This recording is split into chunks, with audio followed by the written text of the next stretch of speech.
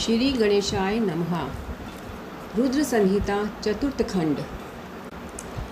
महिसागर संगम पर तारकासुर का आना और दोनों सेनाओं में मुठभेड़। वीरभद्र का तारक के साथ घोर संग्राम। पुनः श्री हरि और तारक में भयानक युद्ध। वंदे वंदन तुष्टमान सम्मति प्रेम प्रियम प्रेमदम पूर्ण पूर्ण करम परपूर्ण निखिलेश्वर्य कवासम शिवम सत्यम सत्यमयम त्रिसत्य विभवम सत्यप्रियम सत्ययदम विष्णु ब्रह्मानुतम सवकीय कृप्यो पाताकृतम शंकरम। वंदना करने से जिनका मन प्रसन्न हो जाता है, जिन्हें प्रेम अत्यंत प्यारा है, जो प्रेम प्रदान करने वाले पूर्णानंदमय भक्तों की अभिलाषा पूर्ण करने वाले संपूर्ण ऐश्वर्यों के एकमात्र आवास स्थान और कल्याण स्वरूप है। सत्य जिनका श्री विग्रह है, जो सत्यमय है, जिनका ऐश्वर्य त्रिकाल बाधित है, जो सत्य प्रिय एवं सत्य प्रदाता हैं। ब्रह्मा और विष्णु जिनकी स्तुति करते हैं, स्वेच्छानुसार शरीर धारण करने वाले उन भगवान शंकर की मैं वंदना करता हूँ। श्री नारद जी ने पूछा, देवताओं का मंगल करने वाले देव परमात्मा शिव तो सर्वसमर्थ हैं। आत्माराम होकर भी उन्होंने जिस पुत्र की उत्पत्ति के लिए पार्वती के साथ विवाह किया था, उनके वह पुत्र किस प्रकार उत्पन्न हुआ तथा तारकासुर का वध कैसे हुआ। ब्राह्मण, मुझ पर कृपा करके यह सारा वृतांत पूर्ण रूप से वर्णन कीजिए। इसके उत्तर में ब्रह्मा जी ने कथा प्रसंग सुनाकर कुमार के गंगा से उत्पन्न होने तथा कृतिका का आदि 6 स्त्रियों के द्वारा उनके पाले जाने, उन 6 की संतुष्टि के लिए उनके 6 मुख धारण करने और कृतिकाओं के द्वारा पाले जाने के कारण उनका कार्तिकेय नाम होने की बात कही। तदंतर उनके शंकर गिरिजा की सेवा में लाए जाने की कथा सुनाई। फिर ब्रह्मा जी ने कहा, भगवान शंकर ने कुम्हार को गोद में बैठाकर अत्यंत स्नेह किया। देवताओं ने उन्हें नाना प्रकार के पदार्थ, विद्याएं, शक्ति और अस्त्र शस्त्र आदि प्रदान किए। पार्वती के हृदय में प्रेम समाता नहीं था।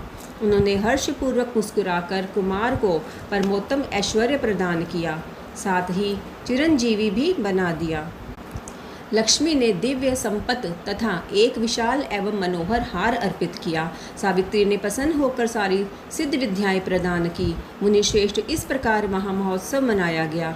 सभी के मन प्रसन्न थे। विशेषतः शिव और पार्वती के आनंद का पार नहीं था। इसी बीच देवताओं ने भगवान शंकर से कहा, प्रभो, यह तारकासुर कुमार के हाथों ही मारा जाने वाला है, इसलिए ही यह पार्वती परिणय तथा कुमारोत्पत्ति आदि उत्तम चरित्र घटित हुआ है। अतः हम लोगों के सुखार्थ उसका काम तमाम करने के हेतु कुमार को आज्ञा दीजिए। हम लोग आज ही अस्त्र शस्त्र से सुसज्जित होकर तारक को मारने के लिए रण यात्रा करेंगे। ब्रह्मा जी कहते हैं, मुने, यह सुनकर भगवान शंकर का हृदय दयाद्र हो गया। उन्होंने उनकी प्रार्थना स्वीकार करके उसी समय तारक का वध करने के लिए अपने पुत्र कुमार को देवताओं को सौंप दिया। फिर तो शिवजी की आज्ञा मिल जाने पर ब्रह्मा, विष्णु आदि सभी देवता एकत्र होकर गुह को आगे करके तुरंत ही उस पर्वत से चल दिए। उस समय श्री हरि आदि देवताओं के मन में पूर्ण विश्वास था कि वे अवश्य तारक का वध कर डालेंगे। वे भगवान शंकर के तेज से भावित हो कुमार के सेनापतित्व में तारका का संहार करने के लिए रण क्षेत्र में आए। उधर महाबली तारक ने जब देवताओं के इस युद्धोद्योग को सुना, तब भी वह एक विशाल सेना के साथ देवों से युद्ध करने के लिए तत्काल ही चल पड़ा। उसकी उस विशाल वाहिनी को आती देख देवताओं को परम विस्मय हुआ। फिर तो वे बलपूर्वक बारंबार सिंहनाद करने लगे। उसी समय तुरंत ही भगवान शंकर की प्रेरणा से विष्णु आदि संपूर्ण देवताओं के प्रति आकाशवाणी हुई। आकाशवाणी ने कहा, देवगण, तुम लोग जो कुमार के अधिनायकत्व में युद्ध करने के लिए उद्यत हुए हो, इससे तुम संग्राम में दैत्यों को जीत कर विजयी होगे। ब्रह्मा जी कहते हैं, मुने, उस आकाशवाणी को सुनकर सभी देवताओं का उत्साह बढ़ गया। उनका भय जाता रहा और वे वीरोचित गर्जना करने लगे। उनकी युद्ध कामना बलवती हो उठी और वे सबके सब कुमार को अग्रणी बनाकर बड़ी उतावली के साथ महिसागर संगम को गए। उधर बहुसंख्यक असुरों से घिरा हुआ वह तारक भी बहुत बड़ी सेना के साथ शीघ्र ही वहां आ धमका, जहाँ वे सभी देवता खड़े थे। उस असुर के आगमन काल में प्रलयकालीन मेघों के समान गर्जना करने वाली रणभेरियाँ तथा अन्य कर्कश शब्द सुनाई देने लगे। उस समय तारकासुर के साथ आने वाले दैत्य ताल ठोकते हुए गर्जना कर रहे थे। उनके पदाघात से पृथ्वी कांप उठती थी। उस अत्यंत भयंकर कोलाहल को सुनकर भी सभी देवता निर्भय ही बने रहे। वे एक साथ मिलकर तारकासुर से लोहा लेने के लिए डटकर खड़े हो गए। उस समय देवराज इंद्र कुमार को गजराज पर बैठाकर सबसे आगे खड़े हुए। वे लोकापालों से घिरे हुए थे और उनके साथ देवताओं की महती सेना थी। तत्पश्चात कुमार ने उस गजराज को तो महेंद्र को ही दे दिया और वे स्वयं एक ऐसे विमान पर आरूढ़ हुए जो परम आश्चर्यजनक तथा नाना प्रकार के रत्नों से सुशोभित था। उस समय उस विमान पर सवार होने से सर्वगुण संपन्न महायशस्वी शंकर पुत्र कुमार उत्कृष्ट शोभा से संयुक्त होकर सुशोभित हो रहे थे। उन पर परम प्रकाशमान चमर डुलाए जा रहे थे। इसी बीच बलाभिमानी एवं महावीर देवता और दैत्य क्रोध से विहल होकर परस्पर युद्ध करने लगे। उस समय देवताओं और दैत्यों में बड़ा घमासान युद्ध हुआ। क्षण भर में ही सारी रणभूमि रुंड मुंडों से व्याप्त हो गई। तब महाबली तारकासुर बहुत बड़ी सेना के साथ देवताओं से युद्ध करने के लिए वेगपूर्वक आगे बढ़े। उस रण दुर्मद तारक को युद्ध की कामना से आगे बढ़ते देखकर इंद्र आदि देवता तुरंत ही उसके सामने आए। फिर तो दोनों सेनाओं में महान कोलाहल होने लगा। तत्पश्चात देवों तथा असुरों का विनाश करने वाला ऐसा द्वंद्व युद्ध प्रारंभ हुआ, जिसे देखकर वीर लोग हर्षोत प्रफुल्ल हो गए और कायरों के मन में भय समा गया। इसी समय वीरभद्र कुपित होकर महाबली प्रमथ गणों के साथ वीराभिमानी तारक के समीप आ पहुँचे। वे बलवान गणनायक भगवान शिव के कोप से उत्पन्न हुए थे। अतः समस्त देवताओं को पीछे करके युद्ध की अभिलाषा से तारक के सम्मुख डट गए। उस समय प्रमथ गणों तथा सारे असुरों के मन में परमोल्लास था। अतः वे उस महासमर में परस्पर गुत्थमगुत्थ होकर जूझने लगे। तदंतर वीरभद्र से तारक का भयानक युद्ध हुआ। इसी बीच असुरों की सेना रण से विमुख हो भाग चली। इस प्रकार अपनी सेना को तितर बितर हुई देख उसका नायक तारकासुर क्रोध से भर गया और 10,000 भुजाएं धारण करके सिंह पर सवार हो देवगणों को मार डालने के लिए वेगपूर्वक उनकी और झपटा। वह युद्ध के मुहाने पर देवों तथा प्रमथ गणों को मार मार कर गिराने लगा। तब प्रमथ गणों के नेता महाबली वीरभद्र उसके उस कर्म को देखकर उसका वध करने के लिए अत्यंत कुपित हो उठे। फिर तो उन्होंने भगवान शिव के चरण कमल का ध्यान करके एक ऐसा श्रेष्ठ त्रिशूल हाथ में लिया जिसके तेज से सारी दिशाएं और आकाश प्रकाशित हो उठी। इसी अवसर पर महान कौतुक प्रदर्शन करने वाले स्वामी कार्तिक ने तुरंत ही वीर बाहु द्वारा कहलाकर उस युद्ध को रोक दिया। तब स्वामी की आज्ञा से वीरभद्र उस युद्ध से हट गए। यह देखकर असुर सेनापति महावीर तारक कुपित हो उठा। वह युद्ध कुशल तथा नाना प्रकार के अस्त्रों का जानकर था। अतः देवताओं को ललकार ललकार कर उन पर बाणों की वृष्टि करने लगा। उस समय बलवानों में श्रेष्ठ असुर राज तारक ने ऐसा महान कर्म किया कि सारे देवता मिलकर भी उसका सामना ना कर सके। उस भयभीत देवताओं को यो पिटते हुए देखकर भगवान अच्युत को क्रोध हो आया और वे शीघ्र ही युद्ध करने के लिए तैयार हो गए। उन भगवान श्रीहरि ने अपने आयुध सुदर्शन चक्र और शार्ंग धनुष को लेकर युद्ध स्थल में महादैत्य तारक पर आक्रमण किया। मुने तदंतर सबके देखते देखते श्रीहरि और तारकासुर में अत्यंत भयंकर एवं रोमांचकारी महायुद्ध छिड़ गया। इसी बीच अच्युत ने कुपित होकर महान सिंहनाद किया और धधकती हुई ज्वालाओं के से प्रकाश वाले अपने चक्र को उठाया। फिर तो श्रीहरि ने उसी चक्र से दैत्यराज तारक पर प्रहार किया। उसकी चोट से अत्यंत व्यथित होकर वह असुर पृथ्वी पर गिर पड़ा, परंतु वह असुर नायक तारक अत्यंत बलवान था। अतः तुरंत ही उठकर उस दैत्यराज ने अपनी शक्ति से चक्र के टुकड़े टुकड़े कर दिए। मुने भगवान विष्णु और तारकासुर दोनों बलवान थे और दोनों में अगाध बल था। अतः युद्धस्थल में वे परस्पर जूझने लगे। तब ब्रह्मा जी ने कहा, शंकर सुवन स्वामी कार्तिक, तुम तो देवाधिदेव हो। पार्वती सुत विष्णु और तारकासुर का यह व्यर्थ युद्ध शोभा नहीं दे रहा है, क्योंकि विष्णु के हाथों इस तारक की मृत्यु नहीं होगी। यह मुझसे वरदान पाकर अत्यंत बलवान हो गया है। यह मैं बिल्कुल सत्य बात कह रहा हूँ। पार्वती नंदन, तुम्हारे अतिरिक्त इस पापी को मारने वाला दूसरा कोई नहीं है। इसलिए महाप्रभु तुम्हें मेरे कथनानुसार ही करना चाहिए। परंतप तुम शीघ्र ही उस दैत्य का वध करने के लिए तैयार हो जाओ, क्योंकि पार्वती पुत्र तारक का संहार करने के निमित्त ही तुम शंकर से उत्पन्न हुए हो। ब्रह्मा जी कहते हैं, मुने, यो मेरा कथन सुनकर शंकर नंदन कुमार कार्तिकेय ठठाकर हंस पड़े और प्रसन्नतापूर्वक बोले, तथास्तु, ऐसा ही होगा। तब महान ऐश्वर्यशाली शंकर सुवन कुमार तारकासुर के वध का निश्चय करके विमान से उतर पड़े और पैदल हो गए। जिस समय महाबली शिवपुत्र कुमार अपनी अत्यंत चमकीली शक्ति को, जो लपटों से दमकती हुई एक बड़ी उल्का से जान पड़ती थी, हाथ में लेकर पैदल ही दौड़ रहे थे, उस समय उनकी अद्भुत शोभा हो रही थी। उनके मन में तनिक भी व्याकुलता नहीं थी। वे परम प्रचंड और अप्रमेय बलशाली थे। उन षणमुख को अपनी ओर आते देखकर तारक सूर्यश्रेष्ठों से बोला, क्या शत्रु का संहार करने वाला कुमार यही है? मैं अकेला वीर इसके साथ युद्ध करूंगा और मैं ही समस्त वीरों, प्रमथ गणों, लोकपालों तथा श्री हरि जिनके नायक हैं उन देवों को भी मार डालूंगा। तदंतर देवताओं को दुर्वचन कहकर वह असुर तारक भीषण युद्ध करने लगा। उस समय बड़ा विकट संग्राम हुआ। तब शत्रु वीरों का संहार करने वाला कुमार शिवजी के चरण कमलों का स्मरण करके तारक के वध का विचार किया। फिर तो महातेजस्वी एवं महाबली कुमार रोषावेश में आकर गर्जना करने लगे और बहुत बड़ी सेना के साथ युद्ध के लिए डटकर खड़े हो गए। उस समय समस्त देवताओं ने जय जयकार का शब्द किया और देवऋषियों ने इष्टवाणी द्वारा उनकी स्तुति की। तब तारक और कुमार का संग्राम प्रारंभ हुआ, जो अत्यंत दुस्सह, महान, भयंकर और संपूर्ण प्राणियों को भयभीत करने वाला था। कुमार और तारक दोनों ही शक्ति युद्ध में परम प्रवीण थे, अतः अत्यंत रोषावेश में वे परस्पर एक दूसरे पर प्रहार करने लगे। परम पराक्रमी वे दोनों नाना प्रकार के पैंतरे बदलते हुए गर्जना कर रहे थे और अनेक प्रकार से दाव पेंच से एक दूसरे पर आघात कर रहे थे। उस समय देवता, गंधर्व और किन्नर सभी चुपचाप खड़े होकर वह दृश्य देखते रहे। उन्हें परम विस्मय हुआ, यहाँ तक कि वायु का चलना बंद हो गया, सूर्य की प्रभा फीकी पड़ गई और पर्वत एवं वन काननों सहित सारी पृथ्वी कांप उठी।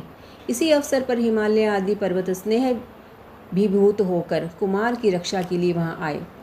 तब उन सभी पर्वतों को भयभीत देखकर शंकर एवं गिरिजा के पुत्र कुमार उन्हें सांत्वना देते हुए बोले। कुमार ने कहा, महाभाग पर्वतों, तुम लोग खेद मत करो, तुम्हें किसी प्रकार की चिंता नहीं करनी चाहिए। मैं आज तुम सब लोगों की आंखों के सामने ही इस पापी का काम तमाम कर दूंगा। यों उन पर्वतों तथा देवगणों को ढाढ़स बनाकर कुमार ने गिरिजा और शंभु को प्रणाम किया तथा अपनी कांतिमती शक्ति को हाथ में लिया।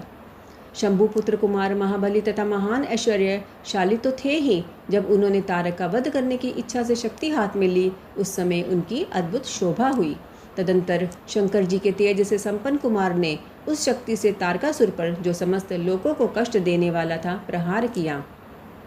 उस शक्ति के आघात से तारकासुर के सभी अंग छिन्न भिन्न हो गए और संपूर्ण असुरगणों का अधिपति वह महावीर सहसा धराशायी हो गया।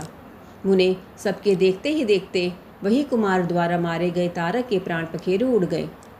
उस उत्कृष्ट वीर तारक को महासमर में प्राण रहित होकर गिरा हुआ देखकर वीरवर कुमार ने पुनः उस पर वार नहीं किया। उस महाबली दैत्य राज तारक के मारे जाने पर देवताओं ने बहुत से असुरों को मौत के घाट उतार दिया। उस युद्ध में कुछ असुरों ने भयभीत होकर हाथ जोड़ लिए, कुछ के शरीर छिन्न भिन्न हो गए और हजारों दैत्य मृत्यु के अतिथि बन गए। कुछ शरणार्थी दैत्य अंजलि बांधकर पाही पाही रक्षा कीजिए यूँ पुकारते हुए कुमार के शरणापन्न हो गए। कुछ मार डाले गए और कुछ मैदान छोड़कर भाग गए। सहस्त्रों दैत्य जीवन की आशा से भागकर पाताल में घुस गए। उन सब की आशाएं भग्न हो गई थी और मुख पर दीनता छाई हुई थी। मुनीश्वर, इस प्रकार वह सारी दैत्य सेना विनिष्ट हो गई। देवगणों के भय से कोई भी वहां ठहर ना सका।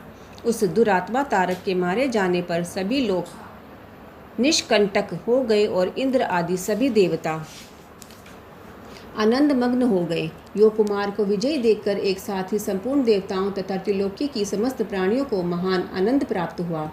उस समय भगवान शंकर भी कार्तिकेय की विजय का समाचार पाकर प्रसन्नता से भर गए और पार्वती जी के साथ गणों से घिरे हुए वहां पधारे। तब जिनके हृदय में स्नेह समाता नहीं था, वे पार्वती जी परम प्रेम पूर्वक सूर्य के समान तेजस्वी अपने पुत्र कुमार को अपनी गोद में लेकर लाड प्यार करने लगी। उसी अवसर पर अपने पुत्रों से घिरे हुए हिमालय ने बंधु बांधवों तथा अनुयायियों के साथ आकर शंभु, पार्वती और गुह का स्तवन किया। तत्पश्चात संपूर्ण देवगण, मुनि, सिद्ध और चारणों ने शिवनंदन कुमार शंभु और परम प्रसन्न हुई पार्वती की स्तुति की। उस समय उपदेवों ने बहुत बड़ी पुष्प वर्षा की। सभी प्रकार के बाजे बजने लगे। विशेष रूप से जयकार और नमस्कार के शब्द बारंबार उच्च स्वर से गूंजने लगे। उस समय वहाँ एक महान विजयोत्सव मनाया गया, जिसमें कीर्तन की विशेषता थी और वह स्थान गाने बजाने के शब्द तथा अधिकाधिक ब्रह्म घोष से व्याप्त था। मुने समस्त देवगणों ने प्रसन्नतापूर्वक गा बजाकर तथा हाथ जोड़कर भगवान जगन्नाथ की स्तुति की। तत्पश्चात सबसे प्रशंसित तथा अपने गणों से घिरे हुए भगवान रुद्र जग जननी भवानी के साथ अपने निवास स्थान कैलाश पर्वत को चले गए। इधर तारक को मारा गया देखकर सभी देवताओं तथा अन्य समस्त प्राणियों के चेहरे पर हंसी खेलने लगी। वे भक्तिपूर्वक शंकर सुवन कुमार की स्तुति करने लगे। देव, तुम दानव श्रेष्ठ तारक का हनन करने वाले हो, तुम्हें नमस्कार है। शंकर नंदन, तुम बाणासुर के प्राणों का अपहरण करने वाले तथा प्रलंबासुर के विनाशक हो। तुम्हारा स्वरूप परम पवित्र है, तुम्हें हमारा अभिवादन है। ब्रह्मा जी कहते हैं, मुने, जब विष्णु आदि देवताओं ने इस प्रकार कुमार का स्तवन किया, तब उन प्रभु ने सभी देवों को क्रमशः नया नया वर प्रदान किया। तत्पश्चात पर्वतों को स्तुति करते देखकर वे शंकर तनय परम प्रसन्न हुए और उन्हें वर देते हुए बोले। स्कंद ने कहा, भूधरों, तुम सभी पर्वत तपस्वियों द्वारा पूजनीय तथा कर्मठ और ज्ञानियों के लिए सेवनीय होगे। ये जो मेरे मातामह पर्वत श्रेष्ठ हिमवान है, ये महाभाग आज से तपस्वियों के लिए फलदाता होंगे। तब देवता बोले, कुमार, यो असुर राज तारक को मार कर तथा देवों को वर प्रदान करके तुमने हम सबको तथा चराचर जगत को सुखी कर दिया। अब तुम्हें परम प्रसन्नतापूर्वक अपने माता पिता पार्वती और शंकर का दर्शन करने के लिए शिव के निवास भूत कैलाश पर चलना चाहिए। ब्रह्मा जी कहते हैं, मुने, तदंतर सब देवताओं के साथ विमान पर चढ़कर कुमार स्कंद शिवजी के समीप कैलाश पहुंच गए। उस समय शिव शिवा ने बड़ा आनंद मनाया। देवताओं ने शिवजी की स्तुति की। शिवजी ने उन्हें वरदान तथा अभय दान देकर विदा किया। मुने, उस अवसर पर देवताओं को परम आनंद प्राप्त हुआ। वे शिव, पार्वती तथा शंकर नंदन कुमार के रमणीय यश का बखान करते हुए अपने अपने लोक को चले गए। इधर परमेश्वर शिव भी शिवा कुमार तथा गणों के साथ आनंद पूर्वक उस पर्वत पर निवास करने लगे। मुने, इस प्रकार जो शिव भक्ति से ओतप्रोत सुखदायक एवं दिव्य है, कुमार का वह सारा चरित्र मैंने तुमसे वर्णन कर दिया। अब और क्या सुनना चाहते हो? सूत जी कहते हैं, तारकारी, कुमार के उत्तम एवं अद्भुत वृतांत को सुनकर नारद जी को बड़ी प्रसन्नता हुई। उन्होंने पुनः प्रेम पूर्वक ब्रह्मा जी से पूछा। नारद जी बोले, देव देव, आप तो शिव संबंधी ज्ञान के अथाह सागर हैं। प्रजानाथ, मैंने स्वामी कार्तिक के सद्वृतांत को, जो अमृत से भी उत्तम है, सुन लिया। अब गणेश का उत्तम चरित्र सुनना चाहता हूँ। आप उनका जन्म वृतांत तथा दिव्य चरित्र, जो संपूर्ण मंगलों के लिए भी मंगल स्वरूप हैं, वर्णन कीजिए। सूत जी कहते हैं, महामुनि, नारद का ऐसा वचन सुनकर ब्रह्मा जी का मन हर्ष से गदगद हो गया। वे शिव जी का स्मरण करके बोले। ब्रह्मा जी ने कहा, नारद, पहले जो मैंने विधि पूर्वक गणेश की उत्पत्ति का वर्णन किया था कि शनि की दृष्टि पड़ने से गणेश का मस्तक कट गया था, तब उस पर हाथी का मुख लगा दिया गया था, वह कल्पांतर की कथा है। अब श्वेत कल्प में घटित हुई गणेश की जन्म कथा का वर्णन करता हूँ, जिसमें कृपालु शंकर ने ही उनका मस्तक काट लिया था। मुने, इस विषय में तुम्हें संदेह नहीं करना चाहिए, क्योंकि भगवान शंभु कल्याणकारी सृष्टिकर्ता और सबके स्वामी हैं। वे ही सगुण और निर्गुण भी हैं। उन्हीं की लीला से सारे विश्व की सृष्टि, रक्षा और विनाश होता है। मुनि श्रेष्ठ, अब प्रस्तुत विषय को आदरपूर्वक श्रवण करो। एक समय पार्वती जी की जया विद्या नाम वाली सखियाँ उनके पास आकर विचार करने लगी। सखी, सभी गण रुद्र के ही हैं। नंदी, भृंगी आदि जो हमारे हैं, वे भी शिव के आज्ञा पालन में तत्पर रहते हैं। जो असंख्य प्रमथ गण हैं, उनमें भी हमारा कोई नहीं है। वे सभी शिवाज्ञा परायण होकर द्वार पर खड़े रहते हैं। यद्यपि वे सभी हमारे हैं, तथापि उनसे हमारा मन नहीं मिलता। अतः पाप रहिते आपको भी हमारे लिए एक गण की रचना करनी चाहिए। ब्रह्मा जी कहते हैं, मुने, जब सखियों ने पार्वती जी से ऐसा सुंदर वचन कहा तब उन्होंने उसे हितकारक माना और वैसा करने का विचार भी किया। तदंतर किसी समय जब पार्वती जी स्नान कर रही थी तब सदाशिव नंदी को डरा धमकाकर घर के भीतर चले आए। शंकर जी को आते देखकर स्नान करती हुई जग जननी पार्वती उठकर खड़ी हो गई। उस समय उनको बड़ी लज्जा आई, वे आश्चर्यचकित हो गई। उस अवसर पर उन्होंने सखियों के वचन को हितकारक तथा सुखप्रद माना। उस समय ऐसी घटना घटित होने पर परमाया परमेश्वरी शिव पत्नी पार्वती ने मन में ऐसा विचार किया कि मेरा कोई एक ऐसा सेवक होना चाहिए जो परम शुभ, कार्यकुशल और मेरी ही आज्ञा में तत्पर रहने वाला हो, उससे तनिक भी विचलित होने वाला ना हो। यूँ विचार कर पार्वती देवी ने अपने शरीर की मैल से एक ऐसे चेतन पुरुष का निर्माण किया जो संपूर्ण शुभ लक्षणों से संयुक्त था। उसके सभी अंग सुंदर एवं दोष रहित थे। उसका वह शरीर विशाल, परम शोभायमान और महान बल पराक्रम से संपन्न था। देवी ने उसे अनेक प्रकार के वस्त्र, नाना प्रकार के आभूषण और बहुत सा उत्तम आशीर्वाद देकर कहा, तुम मेरे पुत्र हो, मेरे अपने ही हो। तुम्हारे समान प्यारा मेरा यहाँ कोई दूसरा नहीं है। पार्वती के ऐसा कहने पर वह पुरुष उन्हें नमस्कार करके बोला। गणेश ने कहा, माँ, आज आपको कौन सा कार्य आ पड़ा है, मैं आपके कथनानुसार उसे पूर्ण करूँगा। गणेश के यूँ पूछने पर पार्वती जी अपने पुत्र को उत्तर देते हुए बोली। शिवा ने कहा, तात, तुम मेरे पुत्र हो, मेरे अपने हो, अतः तुम मेरी बात सुनो। आज से तुम मेरे द्वारपाल हो जाओ। सतपुत्र, मेरी आज्ञा के बिना कोई भी हठ पूर्वक मेरे महल के भीतर प्रवेश न करने पाए, चाहे वह कहीं से भी आए, कोई भी हो बेटा। यह मैंने तुमसे बिल्कुल सत्य बात कही है। ब्रह्मा जी कहते हैं, मुने यूँ कहकर पार्वती ने गणेश के हाथ में एक सुदृढ़ छड़ी दी। उस समय उनके सुंदर रूप को निहार कर पार्वती हर्षमग्न हो गई। उन्होंने परम प्रेम पूर्वक अपने पुत्र का मुख चूमा और कृपा परवश हो छाती से लगा लिया। फिर दंडधारी गणराज को अपने द्वार पर स्थापित कर दिया। बेटा नारद तदंतर पार्वती नंदन महावीर गणेश पार्वती की हित कामना से हाथ में छड़ी लेकर गृह द्वार पर पहरा देने लगे। उधर शिवा अपने पुत्र गणेश को अपने दरवाजे पर नियुक्त करके स्वयं सखियों के साथ स्नान करने लगी। मुनि श्रेष्ठ, इसी समय भगवान शिव, जो परम कौतुकी तथा नाना प्रकार की लीलाएं रचने में निपुण हैं, द्वार पर आ पहुँचे। गणेश उन पार्वती पति को पहचानते तो थे नहीं, अतः बोल उठे, देव, माता की आज्ञा के बिना तुम अभी भीतर न जाओ। माता स्नान करने बैठ गई है, तुम कहाँ जाना चाहते हो? इस समय यहाँ से हट जाओ। यूँ कहकर गणेश ने उन्हें रोकने के लिए छड़ी हाथ में ले ली। उन्हें ऐसा करते देख शिवजी बोले, मूर्ख, तू किसे रोक रहा है? दुर्बुद्धे, क्या तू मुझे नहीं जानता? मैं शिव के अतिरिक्त और कोई नहीं हूँ। फिर महेश्वर गण उसे समझाकर हटाने के लिए वहाँ आए और गणेश से बोले, सुनो, हम मुख्य शिवगण ही द्वारपाल हैं और सर्वव्यापी भगवान शंकर की आज्ञा से तुम्हें हटाने के लिए यहाँ आए हैं। तुम्हें भी गण समझकर हम लोगों ने मारा नहीं है, अन्यथा तुम कब के मारे गए होते। अब कुशल इसी में है कि तुम स्वतः ही दूर हट जाओ, क्यों व्यर्थ अपनी मृत्यु बुला रहे हो। ब्रह्मा जी कहते हैं, मुने यूँ कहे जाने पर भी गिरिजानंदन गणेश निर्भय ही बने रहे। उन्होंने शिवगणों को फटकारा और दरवाजे को नहीं छोड़ा। तब उन सभी शिवगणों ने शिवजी के पास जाकर सारा वृतांत उन्हें सुनाया। उन्हें उनसे सब बातें सुनकर संसार के गति स्वरूप अद्भुत लीला विहारी महेश्वर अपने उन गणों को डांटकर कहने लगे। महेश्वर ने कहा, गणों, यह कौन है जो इतना उन चंचल होकर शत्रु की भांति बक रहा है?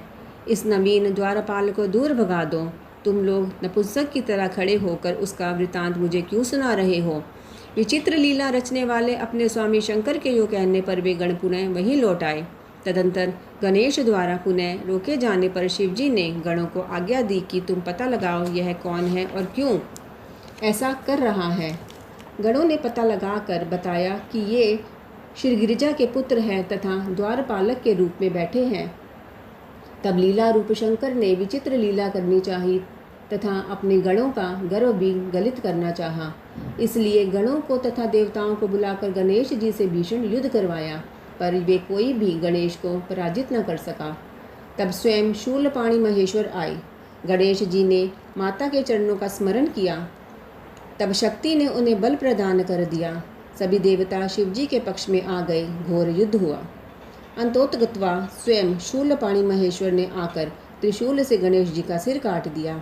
जब यह समाचार पार्वती जी को मिला तब वे क्रुद्ध हो गई और बहुत सी शक्तियों को उत्पन्न करके उन्होंने बिना विचारे उन्हें प्रलय करने की आज्ञा दे दी। फिर तो शक्तियों के द्वारा प्रलय मचाई जाने लगी। उन शक्तियों का वह जाज्वल्यमान तेज सभी दिशाओं को दग्ध सा किए डालता था। उसे देखकर वे सभी शिवगण भयभीत हो गए और भागकर दूर जा खड़े हुए। मुने, इसी समय तुम दिव्य दर्शन नारद वहाँ पहुँचे। तुम्हारा वहाँ आने का अभिप्राय देवगणों को सुख पहुँचाना था। तब तुमने मुझ देवताओं सहित शंकर को प्रणाम करके कहा कि इस विषय में सबको मिलकर विचार करना चाहिए। तब वे सभी देवता तुम महामना के साथ सलाह करने लगे कि इस दुख का शमन कैसे हो सकता है। फिर उन्होंने यही निश्चय किया कि जब तक गिरिजा देवी कृपा नहीं करेंगी तब तक सुख नहीं प्राप्त हो सकेगा। अब इस विषय में और विचार करना व्यर्थ है। ऐसी धारणा करके तुम्हारे सहित सभी देवता और ऋषि भगवती शिवा के निकट गए और क्रोध की शांति के लिए उन्हें प्रसन्न करने लगे। उन्होंने प्रेम पूर्वक उन्हें प्रसन्न करते हुए अनेकों स्तोत्रों द्वारा उनकी स्तुति करके बारंबार उनके चरणों में अभिवादन किया। फिर देवगण की आज्ञा से ऋषि बोले। देव ऋषियों ने कहा, जगदम्बे तुम्हें नमस्कार है, शिवपत्नी तुम्हें प्रणाम है, चंडिके तुम्हें हमारा अभिवादन प्राप्त हो, कल्याणी तुम्हें बारंबार प्रणाम है, अम्बे तुम्हें आदि शक्ति हो, तुम्हें सदाचारी, सृष्टि की निर्माणकर्त्री, पालिका शक्ति और संहार करने वाली हो।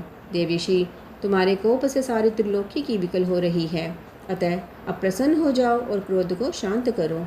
देवी, हम लोग तुम्हारे चरणों में मस्तक झुकाते हैं। ब्रह्मा जी कहते हैं, नारद, यो तुम सभी ऋषियों द्वारा स्तुति किए जाने पर भी परा देवी पार्वती ने उनकी ओर क्रोध भरी दृष्टि से ही देखा, किंतु कुछ कहा नहीं।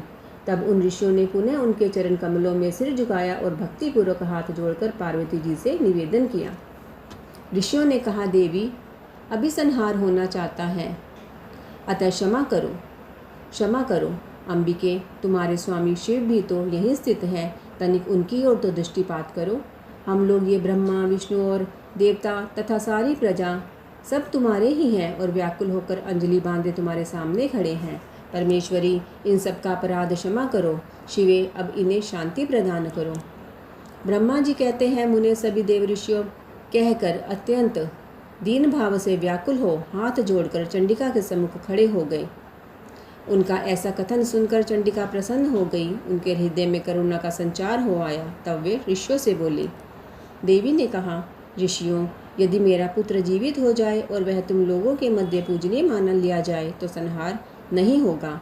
जब तुम लोग उसे सर्वाध्यक्ष का पद प्रदान कर दोगे तभी लोक में शांति प्राप्त हो सकती है। ब्रह्मा जी कहते हैं, मुने पार्वती के यूँ कहने पर तुम सभी ऋषियों ने उन देवताओं के पास आकर सारा वृत्तांत कह सुनाया। उसे सुनकर इंद्र आदि सभी देवताओं के चेहरे पर उदासी छा गई। वे शंकर जी के पास गए और हाथ जोड़कर उनके चरणों में नमस्कार करके सारा समाचार निवेदन कर दिया। देवताओं का कथन सुनकर शिव जी ने कहा, ठीक है, जिस प्रकार सारी त्रिलोकी को सुख मिल सके वही करना चाहिए। अतः अब उत्तर दिशा की ओर जाना चाहिए और जो जीव पहले मिले उसका सिर काटकर उस बालक के शरीर पर जोड़ देना चाहिए। ब्रह्मा जी कहते हैं, मुने, तदंतर शिव जी की आज्ञा का पालन करने वाले उन देवताओं ने वह सारा कार्य संपन्न किया। उन्होंने उस शिशु शरीर को धो पोंछकर विधिवत उसकी पूजा की। फिर वे उत्तर दिशा की ओर गए। वहाँ उन्हें पहले पहल एक दांत वाला एक हाथी मिला। उन्होंने उसका सिर लाकर उस शरीर पर जोड़ दिया। हाथी के उस सिर को संयुक्त कर देने के पश्चात सभी देवताओं ने भगवान शिव आदि को प्रणाम करके कहा कि हम लोगों ने अपना काम पूरा कर दिया। अब जो कारण शेष है उसे आप लोग पूर्ण करें। ब्रह्मा जी कहते हैं, तब शिव आज्ञा पालन संबंधिनी देवताओं की बात सुनकर सभी देवों और पार्षदों को महान आनंद हुआ। तत्पश्चात ब्रह्मा, विष्णु आदि सभी देवता अपने स्वामी निर्गुण स्वरूप भगवान शंकर को प्रणाम करके बोले, स्वामिन, आप महात्मा के जिस तेज से हम सभी उत्पन्न हुए हैं, आपका वही तेज वेद मंत्र के अभियोग से इस बालक में प्रवेश करे। इस प्रकार सभी देवताओं ने मिलकर वेद मंत्र द्वारा जल को अभिमंत्रित किया। फिर शिव जी का स्मरण करके उस उत्तम जल को बालक के शरीर पर छिड़क दिया उस जल का स्पर्श होते ही वह बालक स्वेच्छा से शीघ्र ही चेतना युक्त होकर जीवित हो गया और सोए हुए की तरह उठ बैठा। वह सौभाग्यशाली बालक अत्यंत सुंदर था। उसका मुख हाथी का सा था, शरीर का रंग हरा लाल था, चेहरे पर प्रसन्नता खेल रही थी, उसकी आकृति कमनीय थी और उसकी सुंदर प्रभा फैल रही थी। मुनीश्वर पार्वती नंदन उस बालक को जीवित देखकर वहाँ उपस्थित सभी लोग आनंद मग्न हो गए और सारा दुख विलीन हो गया। तब हर्ष विभोर होकर सभी लोगों ने उस बालक को पार्वती जी को दिखाया। अपने पुत्र को जीवित देखकर पार्वती जी परम प्रसन्न हुई। ब्रह्मा जी कहते हैं, मुने, जब विकृत स्वरूप वाले गिरिजा पुत्र गजानन व्यग्रता रहित होकर जीवित हो उठे, तब गणनायक देवों ने उनका अभिषेक किया। अपने पुत्र को देखकर पार्वती देवी आनंद मग्न हो गई और उन्होंने हर्षातिरेक से उस बालक को दोनों हाथों से पकड़कर छाती से लगा लिया। फिर अंबिका ने प्रसन्न होकर अपने पुत्र गणेश को अनेक प्रकार के वस्त्र और आभूषण प्रदान किए। तदंतर सिद्धियों ने अनेकों विधि विधान से उनका पूजन किया और माता ने अपने सर्वोद्धारी हाथ से उनके अंगों का स्पर्श किया। इस प्रकार शिव पत्नी पार्वती देवी ने अपने पुत्र का सत्कार करके उसका मुख चूमा और प्रेम पूर्वक उसे वरदान देते हुए कहा, बेटा, इस समय तुझे बड़ा कष्ट झेलना पड़ा है, किंतु अब तू कृतकृत्य हो गया है। तू धन्य है। अब से संपूर्ण देवताओं में तेरी अग्र पूजा होती रहेगी और तुझे कभी दुख का सामना नहीं करना पड़ेगा। क्योंकि इस समय तेरे मुख पर सिंदूर दिख रहा है, इसलिए मनुष्यों को सदा सिंदूर से तेरी पूजा करनी चाहिए। जो मनुष्य पुष्प, चंदन, सुंदर गंध, नैवेद्य, रमणीय आरती, तांबूल और दान से तथा परिक्रमा और नमस्कार करके विधि पूर्वक तेरी पूजा करेगा, उसे सारी सिद्धियां हस्तगत हो जाएंगी और उसके सभी प्रकार के विघ्न नष्ट हो जाएंगे। इसमें लेश मात्र भी संशय नहीं है। ब्रह्मा जी कहते हैं, मुने, महेश्वरी देवी ने अपने पुत्र गणेश से यूँ कहकर उसे नाना प्रकार की वस्तुएं प्रदान करके पुनः उसका अभिनंदन किया। विप्र, जब गिरिजा की कृपा से उसी क्षण देवताओं और शिवगणों का मन विशेष रूप से शांत हो गया। तदंतर इंद्र आदि देवताओं ने हर्षातिरेक से शिवा की स्तुति की और उन्हें प्रसन्न करके वे भक्ति भावित चित्त से गणेश देव को लेकर शिव जी के समीप चले। वहां पहुंचकर उन्होंने त्रिलोकी की कल्याण कामना से भवानी के उस बालक को शिव जी की गोद में बिठा दिया। तब शिव जी भी उस बालक के मस्तक पर अपना कर कमल फेरते हुए देवताओं से बोले, यह मेरा दूसरा पुत्र है। तत्पश्चात गणेश ने भी उठकर शिव जी के चरणों में अभिवादन किया। फिर पार्वती को, मुझको, विष्णु को और नारद आदि सभी ऋषियों को प्रणाम करके आगे खड़े होकर उन्होंने कहा, यो अभिमान करना मनुष्यों का स्वभाव ही है, अतः आप लोग मेरा अपराध क्षमा करें। तब मैं शंकर और विष्णु, इन तीनों देवताओं ने एक साथ ही प्रेम पूर्वक उन्हें उत्तम वर प्रदान करते हुए कहा, सुरवरों, जैसे त्रिलोकी में हम तीनों देवों की पूजा होती है, उसी तरह तुम सबको इन गणेश का भी पूजन करना चाहिए। मनुष्य को चाहिए कि पहले इनकी पूजा करके तत्पश्चात हम लोगों का पूजन करें। ऐसा करने से हम लोगों की पूजा संपन्न हो जाएगी। देवगणों, यदि कहीं इनकी पूजा पहले ना करके अन्य देव का पूजन किया गया तो उस पूजा का फल नष्ट हो जाएगा। उसमें अन्यथा विचार करने की आवश्यकता नहीं है। ब्रह्मा जी कहते हैं, मुने, तदंतर ब्रह्मा, विष्णु और शंकर आदि सभी देवताओं ने मिलकर पार्वती को प्रसन्न करने के लिए वही गणेश को सर्वाध्यक्ष घोषित कर दिया।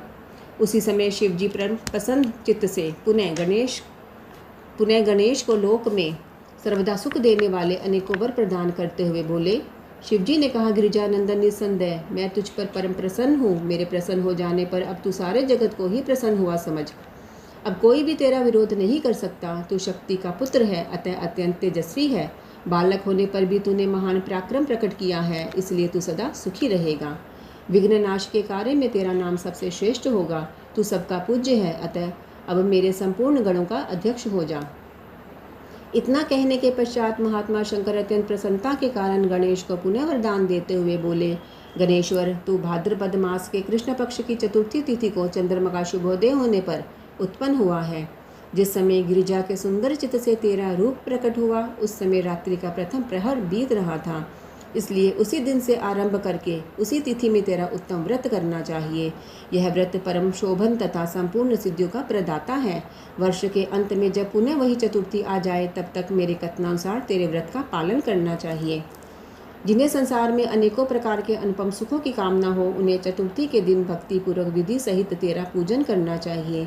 जब मार्गशीर्ष मास के कृष्ण पक्ष की चतुर्थी आए, तब उस दिन प्रातःकाल स्नान करके व्रत के लिए ब्राह्मणों से निवेदन करें। पूर्वोक्त विधि से उपवास करें। फिर धातु की मूंगे की शवेत मदार की अथवा मिट्टी की मूर्ति बनाकर उसकी प्राण प्रतिष्ठा करें और भक्ति भाव से नाना प्रकार के दिव्य गंधों, चंदनों और पुष्पों से उसकी पूजा करें। पुण्य रात्रि का प्रथम प्रहर बीत जाने पर स्नान करके दुर्वादलों से पूजन करना चाहिए। यह दुर्वा जड़ रहित 12 अंगुल लंबी और 3 गांठों वाली होनी चाहिए। ऐसी 101 अथवा 21 दुर्वा से उस स्थापित प्रतिमा की पूजा करें।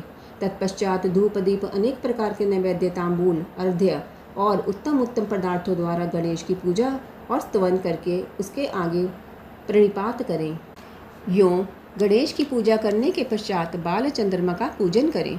तत्पश्चात हर्षपूर्वक ब्राह्मणों की पूजा करके उन्हें मिष्टान का भोजन कराएं। उनके भोजन कर लेने के बाद स्वयं भी नमक रहित मिष्टान का ही प्रसाद पाएं। फिर गणेश का स्मरण करके अपने सभी नियमों का विसर्जन कर दें। इस प्रकार करने से यह शुभ व्रत पूर्ण होता है। बेटा, यो व्रत करते करते जब वर्ष पूरा हो जाए, तब व्रती मनुष्य को चाहिए कि वह व्रत की पूर्ति के लिए व्रतोद्यापन का कार्य भी संपन्न करे। इसमें मेरे आज्ञा अनुसार 12 ब्राह्मणों को भोजन कराना चाहिए। व्रती को चाहिए कि वह एक कलश स्थापित करके उस पर तेरी मूर्ति की पूजा करे। तत्पश्चात वेद विधि के अनुसार वेदी का निर्माण करके उस पर अष्टदल कमल बनाए। फिर उसी पर धन की कंजूसी छोड़कर हवन करे। पुनः मूर्ति के सामने 2 स्त्रियों और 2 बालकों को बिठाकर विधि पूर्वक उनकी पूजा करें और सादर उन्हें भोजन कराएं। रात में जागरण करें। प्रातःकाल पुनः पूजन करके पुनरागमन के साथ विसर्जन कर दें। बालकों से आशीर्वाद ग्रहण करें, स्वस्ति वाचन कराएं और व्रत की पूर्ति के लिए पुष्पांजलि निवेदित करें। फिर नमस्कार करके नाना प्रकार के कार्यों की कल्पना करें। इस प्रकार जो इस व्रत को पूर्ण करता है, उसे अभीष्ट फल की प्राप्ति होती है। गणेश जो श्रद्धा सहित अपनी शक्ति के अनुसार नित्य तेरी पूजा करेगा, उसके सभी मनोरथ सफल हो जाएंगे। मनुष्य को सिंदूर, चंदन, चावल, केतकी, पुष्प आदि अनेकों उपचारों द्वारा गणेश्वर का पूजन करना चाहिए। जो लोग नाना प्रकार के उपचारों से भक्तिपूर्वक तेरी पूजा करेंगे, उनके विघ्नों का सदा के लिए नाश हो जाएगा और उनकी कार्य सिद्धि होती रहेगी। सभी वर्ण के लोगों को, विशेषकर स्त्रियों को यह पूजा अवश्य करनी चाहिए तथा अभ्युदय की कामना करने वाले राजाओं के लिए भी यह व्रत अवश्य कर्तव्य है। व्रती मनुष्य जिस जिस वस्तु की कामना करता है, उसे निश्चय वह वस्तु प्राप्त हो जाती है। अतः जिसे किसी वस्तु की अभिलाषा हो, उसे अवश्य तेरी सेवा करनी चाहिए। ब्रह्मा जी कहते हैं, मुने, जब शिव जी ने महात्मा गणेश को इस प्रकार वर प्रदान किया, तब संपूर्ण देवताओं, श्रेष्ठ ऋषियों और शिव के प्यारे समस्त गणों ने तथास्तु कहकर उसका समर्थन किया और अत्यंत विधि पूर्वक गणाधीश का पूजन किया। तत्पश्चात शिव गणों ने आदर पूर्वक नाना प्रकार की पूजन सामग्री से गणेश्वर की विशेष रूप से अर्चना की और उनके चरणों में प्रणाम किया। मुनीश्वर, उस समय गिरिजा देवी को जो आनंद प्राप्त हुआ, उसका वर्णन मेरे चारों मुखों से भी नहीं हो सकता। तब फिर मैं उसे कैसे बताऊं? उस अवसर पर देवताओं की दुंदुभियाँ बजने लगी, अप्सराएं नृत्य करने लगी, गंधर्व श्रेष्ठ गान करने लगे और पुष्पों की वर्षा होने लगी। इस प्रकार गणेश के गणाधीश पद पर प्रतिष्ठित होने पर वहाँ महान उत्सव मनाया गया। सारे जगत में शांति स्थापित हो गई और सारा दुख जाता रहा। नारद, शिव और पार्वती को तो विशेष आनंद प्राप्त हुआ और सर्वत्र अनेक प्रकार के सुखदायक मंगल होने लगे। तदंतर संपूर्ण देवगण और ऋषिगण जो वहाँ पधारे हुए थे, वे सभी शिव की आज्ञा से अपने अपने स्थान को चले। उस समय वे शिव जी की स्तुति करके गणेश और पार्वती की बारंबार प्रशंसा कर रहे थे और कैसा अद्भुत युद्ध हुआ, यो परस्पर वार्तालाप करते हुए चले जा रहे थे। इधर जब गिरिजा देवी का क्रोध शांत हो गया, तब शिव जी भी, जो सवात्मा राम होते हुए भी सदा भक्तों का कार्य सिद्ध करने के लिए उद्यत रहते हैं, गिरिजा के सन्निकट गए और लोगों की हित कामना से पूर्ववत नाना प्रकार के सुखदायक कार्य करने लगे।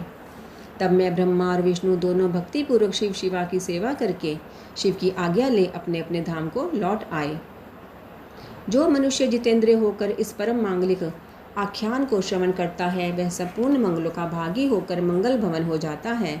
इसके श्रवण से पुत्रहीन को पुत्र की, निर्धन को धन की, भार्यार्थी को भार्या की, प्रजार्थी को प्रजा की, रोगी को आरोग्य की और अभागे को सौभाग्य की प्राप्ति होती है। जिस स्त्री का पुत्र और धन नष्ट हो गया हो और पति प्रदेश चला गया हो, उसे उसका पति मिल जाता है। जो शोक सागर में डूब रहा हो, वह इसके श्रवण से निस्संदेह शोक रहित हो जाता है। यह गणेश चरित्र संबंधी ग्रंथ जिसके घर में सदा वर्तमान रहता है, वह मंगल संपन्न होता है। इसमें तनिक भी संशय की गुंजाइश नहीं है। जो यात्रा के अवसर पर अथवा किसी भी पुण्य पर्व पर इसे मन लगाकर सुनता है, वह श्री गणेश जी की कृपा से संपूर्ण अभीष्ट फल प्राप्त कर लेता है। नारद जी ने पूछा, तात, मैंने गणेश के जन्म संबंधी अनुपम वृतांत तथा परम पराक्रम से विभूषित उनका दिव्य चरित्र भी सुन लिया। सुरेश्वर, उसके बाद कौन सी घटना घटी, उसका वर्णन कीजिए, क्योंकि पिताजी शिव और पार्वती का उज्ज्वल यश महान आनंद प्रदान करने वाला है। ब्रह्मा जी ने कहा, मुनिश्रेष्ठ, तुम तो बड़े कारुणिक हो, तुमने बड़ी उत्तम बात पूछी है। ऋषि सतम, अच्छा, अब मैं उसका वर्णन करता हूँ, तुम ध्यान लगाकर सुनो।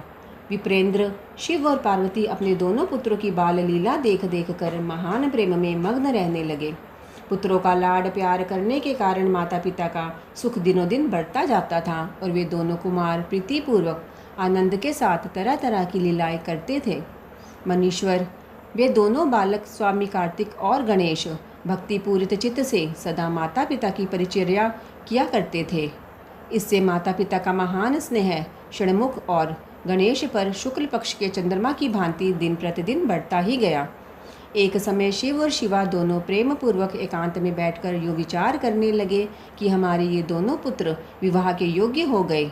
अब इन दोनों का शुभ विवाह कैसे संपन्न हो। हमें तो जैसे षडानन प्यारा है, वैसे ही गणेश भी है। ऐसी चिंता में पड़कर वे दोनों लीलावश आनंद मग्न हो गए। मुने, माता पिता के विचार को जानकर उन दोनों पुत्रों के मन में भी विवाह की इच्छा जाग उठी। वे दोनों पहले मैं विवाह करूँगा, पहले मैं विवाह करूँगा, यूँ बारंबार कहते हुए परस्पर विवाद करने लगे। तब जगत के अधीश्वर वे दोनों दंपति पुत्रों की बात सुनकर लौकिक आचार का आश्रय ले परम विस्मय को प्राप्त हुए। कुछ समय बाद उन्होंने अपने दोनों पुत्रों को बुलाया और उनसे इस प्रकार कहा। शिव पार्वती बोले, सुपुत्रों, हम लोगों ने पहले से ही एक ऐसा नियम बना रखा है जो तुम दोनों के लिए सुखदायक होगा। अब हम यथार्थ रूप से उसका वर्णन करते हैं, तुम लोग प्रेम पूर्वक सुनो।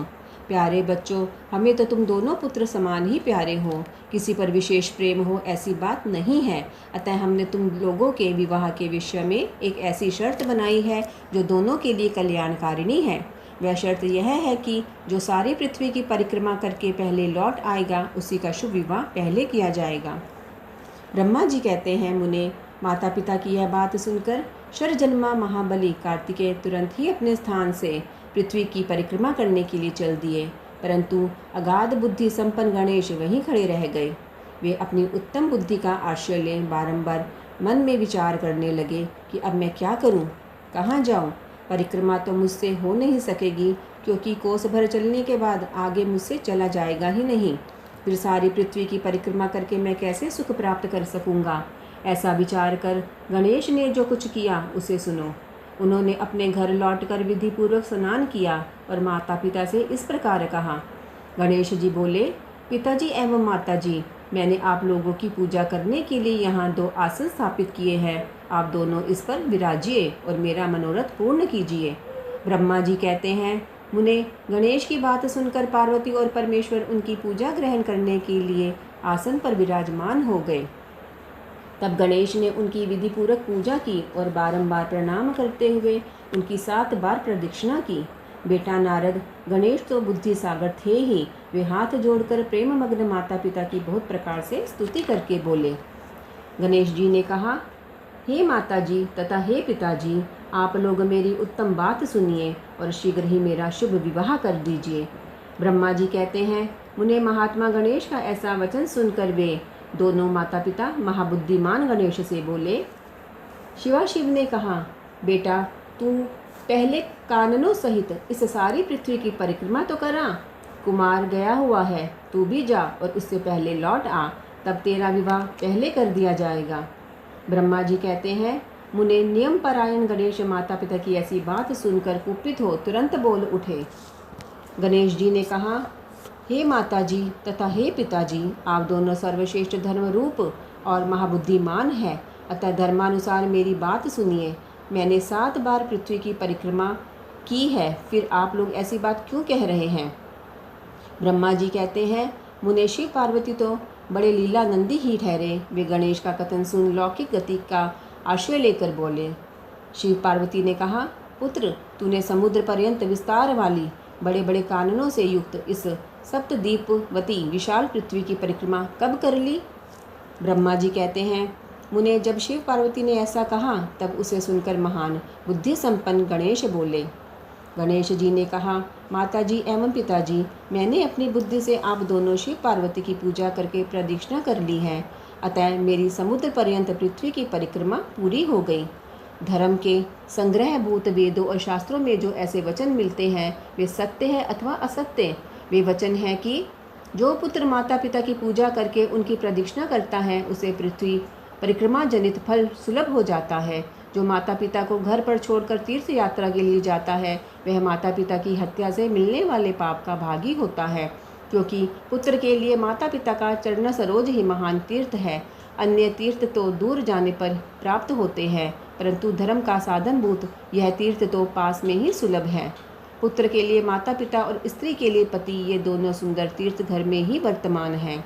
ऐसा जो वेद शास्त्र निरंतर उद्घोषित करते रहते हैं उसे फिर आप लोग असत्य कर दीजिए, और यदि वह असत्य हो जाएगा तो निस्संदेह वेद भी असत्य हो जाएगा और वेद द्वारा वर्णित आपका यह स्वरूप भी झूठा समझा जाएगा। इसलिए या तो शीघ्र ही मेरा शुभ विवाह कर दीजिए अथवा यो कह दीजिए कि वेद शास्त्र झूठे हैं। आप दोनों धर्म रूप हैं, अतः भली भांति विचार करके इन दोनों में जो परमोत्तम प्रतीत हो उसे प्रयत्नपूर्वक करना चाहिए।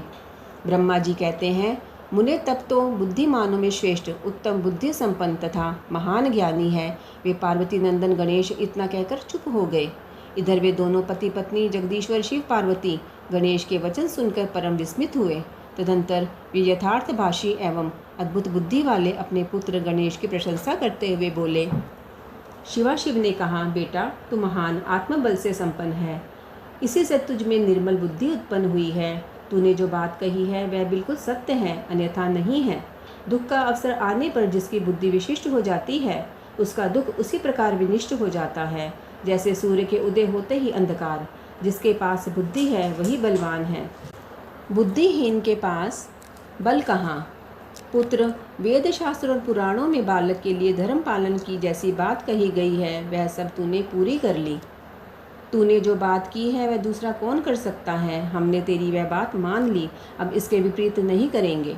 ब्रह्मा जी कहते हैं, नारद यो कहकर उन दोनों ने बुद्धि सागर गणेश को सांत्वना दी और फिर वे उनके विवाह संबंध में उत्तम विचार करने लगे। इसी समय जब प्रसन्न बुद्धि वाले प्रजापति विश्व रूप को शिवजी के उद्योग का पता चला तब उस पर विचार करके उन्हें परम सुख प्राप्त हुआ। उन प्रजापति विश्व रूप के दिव्य स्वरूप संपन्न एवं सर्वांग शोभना 2 सुंदर कन्याएं थीं जिनका नाम सिद्धि और बुद्धि था। भगवान शंकर और गिरिजा ने उन दोनों के साथ हर्षपूर्वक गणेश का विवाह संस्कार संपन्न कराया। उस विवाह के अवसर पर संपूर्ण देवता प्रसन्न होकर पधारे। उस समय शिव और पार्वती का जैसा मनोरथ था उसी के अनुसार विश्वकर्मा ने वह विवाह किया। उसे देखकर ऋषियों तथा देवताओं को परम हर्ष प्राप्त हुआ। मुने, गणेश को भी उन दोनों पत्नियों के मिलने से जो सुख प्राप्त हुआ उसका वर्णन नहीं किया जा सकता। कुछ काल के पश्चात महात्मा गणेश के उन दोनों पत्नियों से 2 दिव्य पुत्र उत्पन्न हुए। उनमें गणेश पत्नी सिद्धि के गर्भ से क्षेम नामक पुत्र पैदा हुआ और बुद्धि के गर्भ से जिस परम सुंदर पुत्र ने जन्म लिया उसका नाम लाभ हुआ। इस प्रकार जब गणेश अचिंत्य सुख का भोग करते हुए निवास करने लगे तब दूसरे पुत्र स्वामी कार्तिक पृथ्वी की परिक्रमा करके लौटे। उस दिन नारद जी ने आकर कुमार स्कंद को यह समाचार सुनाया। उन्हें सुनकर कुमार के मन में बड़ा क्षोभ हुआ और वे माता पिता शिवाशिव के द्वारा रोके जाने पर भी न रुककर क्रौंच पर्वत की ओर चले गए। देवऋषि उसी दिन से शिवपुत्र स्वामी कार्तिक का कुमारत्व कुंवारापन प्रसिद्ध हो गया। उनका नाम त्रिलोकी में विख्यात हो गया। वह शुभदायक, सर्व पापहारी, पुण्यमय और उत्कृष्ट ब्रह्मचार्य की शक्ति प्रदान करने वाला है।